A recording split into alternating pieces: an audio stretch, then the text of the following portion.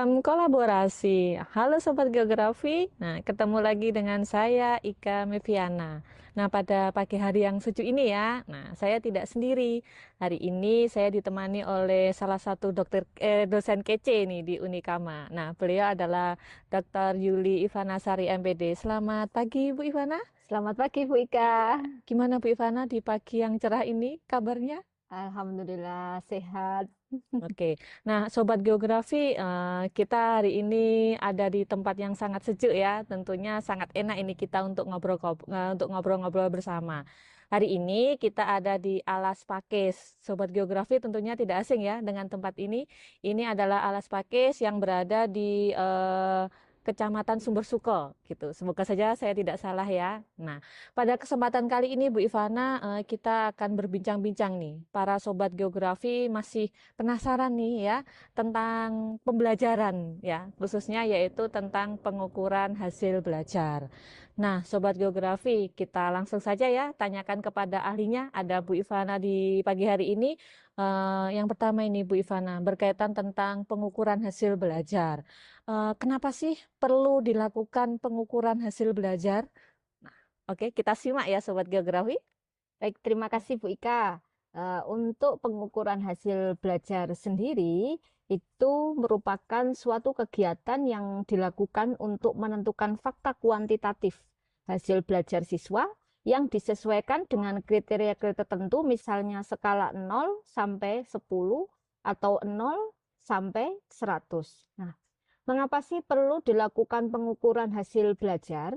Yang pertama, hasil pengukuran untuk mengetahui pencapaian kompetensi siswa. Yang kedua, hasil pengukuran sebagai bahan penyusunan laporan hasil belajar. Yang ketiga, hasil pengukuran berfungsi memperbaiki pembelajaran. Yang keempat, hasil pengukuran diharapkan mampu membantu guru meningkatkan kemampuan mengajar. Berikutnya, hasil pengukuran dapat digunakan sebagai dasar untuk menganalisis soal. Itulah alasan perlu dilakukan pengukuran hasil belajar. Jadi, teman-teman semuanya perlu melihat seberapa penting sehingga kita sebagai seorang pendidik, kita perlu sekali melakukan pengukuran hasil belajar. Oke, nah ternyata Sobat Geografi sangat penting ya untuk melakukan pengukuran hasil belajar, khususnya para Sobat Geografi sebagai seorang calon pendidik nih ya. Nah, untuk selanjutnya Bu Ivana, setelah kita tahu nih ya, ternyata sangat penting untuk melakukan pengukuran hasil belajar, lalu bagaimana ini proses pelaksanaan pengukuran hasil belajar itu sendiri? Baik, terima kasih. Jadi, untuk pelaksanaan pengukuran hasil belajar sendiri, di sini pelaksanaan pengukuran meliputi kegiatan perencanaan, pelaksanaan, analisis, dan tindak lanjut hasil pengukuran, serta pelaporan pengukuran itu sendiri. Jadi, ada 5 tahapan dalam pelaksanaan pengukuran hasil belajar. Jadi, teman-teman harus mengetahui, kemudian nanti bisa memahami rancangan-rancangan atau tahapan-tahapan dalam pengukuran hasil belajar itu sendiri. Jadi, dimulai dari yang pertama, yaitu perencanaan pengukuran. Kemudian ada tahap pelaksanaan pengukuran. Kemudian yang ketiga ada tahap analisis hasil pengukuran. Kemudian yang keempat ada tahap tindak lanjut hasil pengukuran. Dan yang terakhir yaitu pelaporan hasil pengukuran. Jadi itu Bu Ika, tahapan-tahapan dalam pelaksanaan pengukuran hasil belajar. Adapun di dalam proses pembelajaran, kita juga harus mementingkan benar-benar proses siswa di dalam menjawab setiap evaluasi yang diberikan oleh seorang guru. Jadi, secara detailnya seperti ini, saya contohkan. Misalnya, guru sudah memberikan tes kepada siswanya. Kemudian, setelah siswa melakukan tes, guru mengambil dan tahap selanjutnya yaitu mengoreksi. Nah, di dalam tahap koreksi itu, seorang guru harus melalui tahapan-tahapan. Misalnya, ada 5 soal esai yang diberikan. Nah, sebelum guru memberikan soal esai itu kepada siswa, tentunya guru sudah melakukan perencanaan pengukurannya, yaitu ada yang dinamakan dengan bobot pensekorannya. Jadi soal pertama itu berapa pensekorannya, soal kedua itu berapa, ketiga, keempat, dan kelima. Setelah guru sudah memberikan setiap soal itu bobot pensekoran, tahap selanjutnya guru harus mengoreksi. Jadi nomor 1 misalnya, itu setelah dibaca, kira-kira berapa pensekoran yang didapatkan oleh siswa. Kalau misalnya soal nomor 1 itu kita memberikan pensekorannya 20.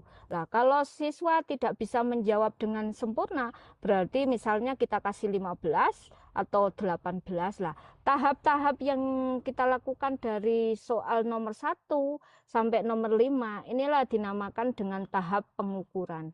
Sehingga sebagai seorang guru, kita tidak dibolehkan untuk mengoreksi itu yang pertama, asal tulisannya bagus. Misalnya nih kita ngoreksi hasil hasil ujian siswa. Kalau misalnya itu tulisannya tidak bagus, itu ada kecenderungan wah ini mesti salah nih. Nah, karena kita sepintas itu melihat tulisannya kurang bagus. Padahal kalau kita baca dengan teliti, itu sebenarnya jawabannya benar. Nah, inilah pentingnya pengukuran dalam proses evaluasi hasil belajar. Jadi supaya kita tidak tidak langsung jas, kemudian kita juga tidak subjektif kepada siswa.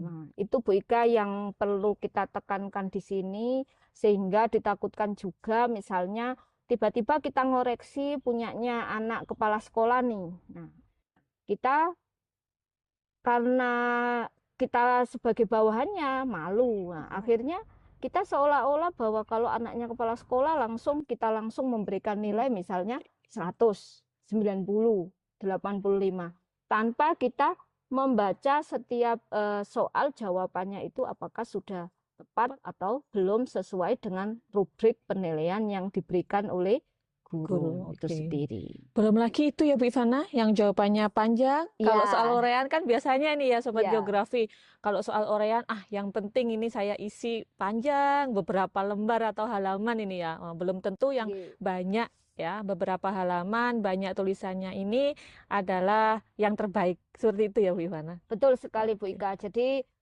kita tidak boleh mengukur dari segi banyaknya jawaban, tetapi kualitas dari jawaban yang ditulis oleh siswa itu sendiri. Oke, nah seperti itu Sobat Geografi. Nah, sebagai calon pendidik nantinya ya, ternyata Sobat Geografi ini tidak boleh asal untuk memberikan nilai, yaitu dengan cara mengukur tadi. Nah, sudah banyak sekali Sobat Geografi ya, ilmu yang sudah diperoleh tadi. Ternyata untuk melakukan pengukuran hasil belajar itu tahapannya banyak ya Bu Ivana. Betul Tidak asal sekali. ini skor nomor 1, soal nomor 1 saya kasih skor sekian, soal nomor 2-nya saya kasih skor sekian. Nah, ternyata tidak seperti itu. Nah, ada beberapa tahapan atau proses dalam pengukuran hasil belajar. Ada 5 tadi kalau nggak salah ya Bu Betul, Ivana. ada 5. Oke. Nah, gimana Sobat Geografi? Sudah punya catatan-catatan kecil dari apa yang sudah disampaikan oleh Bu Ivana tadi ya? Nah, tentunya ini sangat bermanfaat ya, benar banyak sekali menambah pengetahuan Sobat Geografi.